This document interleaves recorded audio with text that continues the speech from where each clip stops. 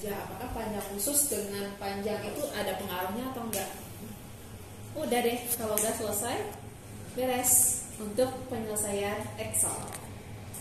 Ada pertanyaan? Jadi kerjanya ada beberapa ya, satu kelompokin TKG, dua kelompokin IKG, 3, 4, 5-nya itu tinggal regresiin aja, bikin trendline. Kan yang panjang tekunitas, bobot tekunitas, panjang khusus. Jadi ada 5 ya. Jadi deh, ada pertanyaan? Nah, terus tadi deal-dealan nih sama yang banyakan. Katanya, Bu banyak banget, harus bikin apa lagi? Gimana kalau laporannya 1 bulan? Oke, jadi ini Excel yang ini teman-teman selesaikan dalam waktu 1 minggu. Tetap hari Minggu lagi di-upload lagi 23.59 sama dengan yang sebelumnya, di-upload di LMS lagi. Laporannya 28 Juli. Kamu 28 Juli kan ya? Laporannya 28 Juli, jadi 4 minggu nih. Nah, apa yang itu yang mau dibahas. Apa yang akan ditulis dalam laporan? Nah, kenapa kok ya 1 bulan ya? Curiga gitu ya. Nah, karena tugas kelompok adalah suatu hal yang sangat-sangat sering, jadi saya ingin memberikan tugas laporan individu. Karena saya juga pengen tahu gaya menulis teman-teman tuh kayak gimana sih. Gitu. Nah, anggaplah ini sebagai latihan untuk membuat laporan PKL, laporan magang, laporan skripsi bahkan ya. Karena memang ini formatnya sudah saya desain hampir mirip, kecuali spasi dan bagian tunjangan pusaka. Nah, teman-teman menulisnya sama, ada sampul, ada daftar isi, ada pendahuluan, metode, hasil, kesimpulan, daftar pusaka. Lampirannya foto teman-teman boleh, hasil Excel boleh, maka. Nah, di sampul ini sama persis untuk setiap laporan. Sampulnya sama ya. Hapus dulu. Ya, dicil seminggu bikin bab 1, seminggu bab 2. Berarti enggak praktikum lagi. Enggak praktikum lagi. Udah ini. Nanti tinggal kita bahas 3 pertemuan itu yang ada kan pertemuan awal, karena teman-teman kan masuknya udah 3 minggu atau 4 minggu setelah semester 4 kan. Nah, jadi itu melengkapi pertemuan itu 3 kali lagi. Tapi kalau statistik masih banyak banget ya, karena memang ini ada combine dengan statistik, tapi kan ngedetailin kayak hipotesis, terus regresi, ada rancok nanti tambahannya itu belum. Jadi nanti kita pertemuan selanjutnya lebih ke statistik aja, biopernya online aja 3 kali pertemuan, atau misalnya mau kita rangkum di 1 pertemuan juga boleh. Jadi bioperma udah tinggal teori-teori aja yang reproduksi sama daur hidup aja yang awal. Nah, kalau yang statistik ini nggak bisa kita rapatkan, jadi benar-benar harus satu-satu gitu. Kenapa? Karena statistik itu kan nanti teman-teman butuh buat penelitian, meskipun nggak semua kan, pasti minimal 1 doang, kayak regresi aja atau uji hipotesis aja gitu. Tapi minimal saya nyampaikan dulu secara mendasar, teman-teman tahu kalau penelitian ini saya pakai regresi atau pakai rancok atau pakai uji hipotesis atau pakai penghitungan rata-rata aja atau gimana gitu. Jadi nanti ke depannya pertemuan offline kita hanya statistik aja. Oke, jawabannya di online. Nah, next bikin laporan, bikin cover sama ya. Di sini 4, di sini 3, ini 3, ini 3. Judul, ini rata tanah semua, terserah sekreatif teman-teman mau bikin dulu kayak gimana. Kemudian ini sini nama, ini logo, prodi, fakultas, UMI, tahun 2021, kapital semua, bold semua, spasi 1 semua. Oke, ini umum banget kan kalau bikin laporan kayak gitu ya, tinggal disesuaikan aja. Oke, next. Namanya, jadi namanya di atas logo. Iya, nama di atas logo. Logo itu bersatu sama si prodi, karena kan dia punya instansi, bukan punya kita. Jadi nama itu ada di atas, baru kasih logo baru. Jadi sepaket. Jadi logo itu nggak boleh dekat dengan nama, tapi logo itu lebih dekat ke instansinya. Biasanya logo di bawah, nama di bawah logo.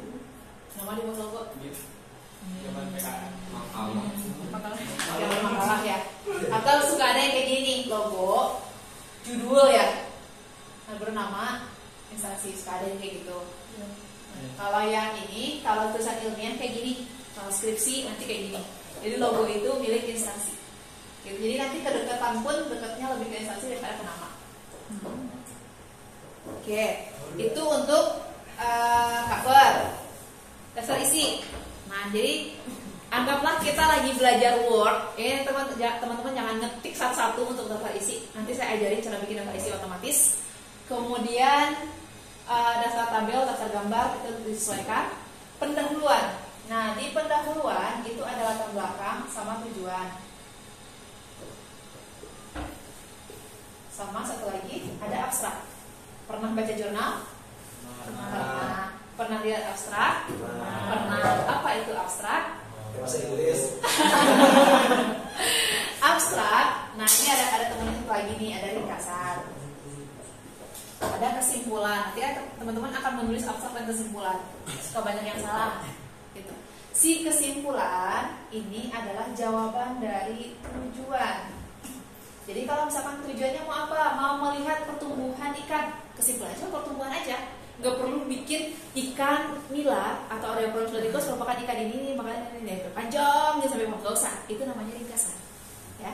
Jadi kalau kesimpulan jawaban tujuan aja, sekalimat boleh, separagraf boleh. Kalau tujuannya satu, kesimpulannya satu. Tujuannya dua, kesimpulannya dua.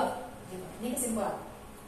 Nah, ringkasan ini memang lebih penjelasan dari mulai latar belakang, metode, hasil gitu kan ya, sampai ke hasil pembahasan. Nah, biasanya ringkas ada beberapa paragraf. Nah, kalau abstrak ini lebih ringkas lagi dari sini, cuma 200 sampai 250 kata dan punya kata kunci. Jadi kalau orang mencari tentang ikan nila, nah kita tuh masuk di kolom pencarian itu. Kalau tentang pertumbuhan, nah kita masuk di pencarian itu, maka perlu ada kata kunci. Abstrak isinya mulai dari latar belakang, metode, hasil, itu ada. Jadi ketika teman-teman disuruh baca jurnal, lihat 25 halaman, gak usah pusing, gak usah baca semuanya, gak usah baca aja abstraknya. Ya, gitu. Baca abstraknya, maka disitu akan ketemu hasilnya. Tapi kalau teman-teman pengen tahu, oh dia pakai metode apa sih, kok bisa hasilnya kayak gini, baru baca metodenya. Gitu. Oh hasilnya tadi kayak gini, coba mau lihat, baru lihat hasilnya. Gitu. Jadi gak usah langsung stres pas mau lihat jurnal, apaan nih 25 halaman bahasa Inggris pula. Gitu. Tenang, baca abstraknya aja. Gitu ya cara bacanya. Nah, ini abstrak 200 sampai 250 kata. Kemudian ada latar belakang. Latar belakang ini adalah jawaban, kemudian kenapa. Jadi semua pertanyaan kenapa yang akan diajukan oleh audiens itu terjawab di latar belakang. Jadi kayak misalkan, Bu saya mau penelitian tentang ikan gurame. Kenapa ikan gurame? Pasti gitu kan orang nanya. Nah itu ada latar belakang. Kenapa ikan gurame, kenapa dia pembenihan, kenapa dia pembesaran, kenapa pakai perlakuan ini, kenapa temennya ini, kenapa di lokasi ini. Itu semua kenapa ada latar belakang. Meskipun nanti kan pada enggak Bu, saya nggak tahu kenapa disuruh pembimbing. Enggak boleh.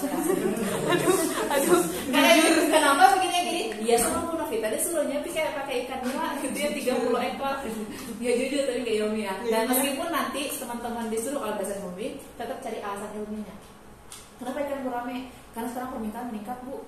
Sementara ketersediaan kurang. Mana datanya? Ini. Itu adalah latar belakang. Kenapa kasih pakannya pakan ini? Karena berdasarkan teori ikan ini termasuk herbivore. Maka dia pasti cepat kalau dikasih makan ini, misalnya kayak gitu. Jadi alasan kenapa ada di latar belakang. Jadi pas orang kuat banget fondasinya. Gitu. Padahal yang iya. Nah, si tujuan ini memang alasan kita melakukan si penelitian ini, misalkan tujuannya adalah untuk mengkaji pertumbuhan dan reproduksi ikan nila atau Oreochromis niloticus. Beres, itu aja tujuannya. Ya, jadi singkat itu. Nanti kalau misalkan deskripsi ada manfaat. Manfaat itu apa? Apa yang dirasakan oleh kita, apa yang dirasakan oleh orang lain. Oke, paham? Bab 1. Bab 2 di minggu kedua, kayak gitu ya bikinnya. Bab 2 metode. Nah sengaja saya nggak bikin tinjauan pustaka. Kenapa? Karena tinjauan pustaka itu sesuatu yang opsional sebenarnya. Kenapa? Tinjauan pustaka itu akan ada di setiap bab. Benar nggak? Ya kan? Kalau misalnya gini, Kenapa sih ikan gurame? Karena ikan gurame ini begini. Ada data itu kan pustaka. Atau misalkan kenapa parameter yang diambilnya, parameter airnya ini aja, itu kan parameter kunci Bu. Kenapa? Karena ini dia mempengaruhi metabolisme, dia mempengaruhi ini, dia mempengaruhi ini. Itu pustaka. Berarti di latar belakang udah ada pustaka. Kemudian nanti pembahasan, penelitian ini sesuai dengan penelitian si A, pustaka. Penelitian ini tidak sesuai dengan penelitian si B, pustaka. Ya, kenapa dia seperti itu? Karena misalkan si pertumbuhan akan mempengaruhi reproduksi, pertumbuhan akan mempengaruhi ini, pertumbuhan akan mempengaruhi pustaka. Jadi si tinjauan pustaka itu nanti teman-teman lebur aja dalam latar belakang, dalam metode, dalam hasil pembahasan. Jadi nggak ada khusus tinjauan pustaka, langsung masukin aja. Nah, cara menyitirnya nggak boleh plagiat, nggak boleh copy paste, baca oh bagus nih, pindahin. Nanti pas ngecek masuk ke aplikasi pengecekan plagiarisme pasti gede plagiarismenya. Sementara kalau skripsi itu maksimal 30%. Plagiatnya itu 30%. Nah, gimana caranya? Parafrase. Atur kalimatnya sedemikian rupa. Kalau misalkan si Ani memukul meja, balikin aja meja dipukul Ani, misalkan gitu ya. Atau bikin ada prolog dulu apa. Intinya tidak copy paste persis plug sama si pustakanya. Kemudian pustaka yang mana yang boleh diambil? Apapun, jurnal, buku, kemudian proceeding, gitu ya. Website boleh, asal tidak blog. Nggak boleh blogspot, nggak boleh Wikipedia, nggak boleh WordPress. Kenapa? Karena dia tidak dijamin kebenarannya. Kenapa? Sekarang bisa disunting lagi, sama kayak kita update Facebook atau IG kan. Lagi pengen ganti caption, ganti lagi gitu ya. Bisa kan diedit. Nah, sama halnya dengan blog. Kita nggak pernah tahu si orang itu akan ganti kapan, gitu. Tapi kalau jurnal udah terbit nggak akan diganti lagi kecuali ditarik, gitu. Atau buku nggak mungkin diganti lagi kecuali ada revisi, ada cetakan sekian. Nanti ada pemberitahuan perbaikannya di mana. Jadi sesuatu yang tidak ilmiah tidak boleh dijadikan sumber pustaka ilmiah. Makanya blog nggak boleh. Gitu. Nah kemudian kalau jurnal bolehnya yang berapa Bu? 10 tahun terakhir. Karena 10 tahun terakhir pasti ada update-an kan. Makanya kita pakai yang 10 tahun terakhir. Jangan pakai yang 1981 terakhir juga belum gitu ya. Kita pakai pustakanya. Kecuali kalau buku. Ada buku yang cuma satunya gitu, cetakan satu, ada lagi cetakan yang lain tahun 50 Bu, ya udah nggak apa-apa gitu. Tapi kalau misalkan jurnal, pasti ada orang-orang yang terus menulis, maka kita pakai 10 tahun terakhir. Gitu. Oke, kemudian hasil pembahasan yang masuk yang mana? Mulai dari pertumbuhan, reproduksi yang saya ajarkan aja yang pengolahan data itu. Berarti kalau di sini masuknya itu si sebarang frekuensi panjang masukin, hubungan panjang bobot masukin, faktor kondisi nggak usah.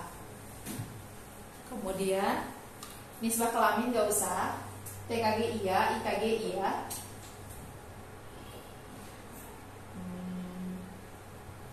Kemudian diameter telur nggak usah, udah. Makanan kebiasaan makannya hubungan panjang khusus aja. Kemudian bahas deh gimana. Kalau misalkan dia polanya isometrik Bu, kalau dia lain gimana? Isometrik juga kah? Atau dia alometrik? Boleh dua-duanya, boleh yang pro, boleh yang kontra. Nanti dibikin alasannya, kenapa bisa dia sama, atau kenapa dia bisa beda? Oh, dia kan ikannya dialami Bu, kayaknya nggak cukup deh pakannya. Sementara kalau ini kan kita kasih pelet, cukup optimal pertumbuhannya. Sementara kalau ini enggak, jadi dia mungkin aja si planktonnya nggak cukup, jadi pertumbuhannya lambat, maka dia alometrik negatif. Boleh bikin alasan yang kayak gitu. Harus kan pertumbuhan itu dipengaruhi oleh berbagai faktor, itu bisa kan? Kemudian kita bikin bahas gitu. Nah terakhir kesimpulan jawaban dari tujuan. Kemudian bikin pustaka masukin semua yang teman-teman gunakan mulai dari latar belakang sampai ke habis yang disadur atau disitir oleh badan tulisan gitu. Udah deh, sortiran beres. Cuma ada berapa bab? Ada babnya mah 4. Babnya kan pendahuluan, metode, kesimpulan, 3. Hasil pembahasan 4. Hasil pembahasan, kesimpulan. Cuma ngumpulin laporan kan Bu, enggak presentasi. Ada presentasi. Itu ada di atas. Laporan akan dipresentasikan dalam bentuk PowerPoint pada pertemuan selanjutnya. Nah, siapakah yang beruntung dulu? Ya, bikin 10 slide aja. Nanti dikumpulkan dulu slide-nya. Nanti siapakah yang beruntung itu? Nah, kemudian untuk ujiannya bisa ujian lisan atau atau kita pakai kayak Kahoot atau Quizizz yang bisa barengan, terus nanti kita akan kelihatan presentasinya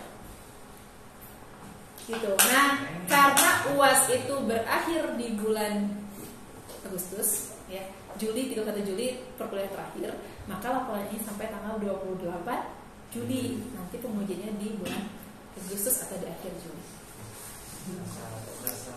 Jadi ada waktu 1 bulan, teman-teman bisa baca-baca jurnal, bisa baca, ini sampai kayak 40 hari, 30 hari, 40 hari lah dari pengumpulan data.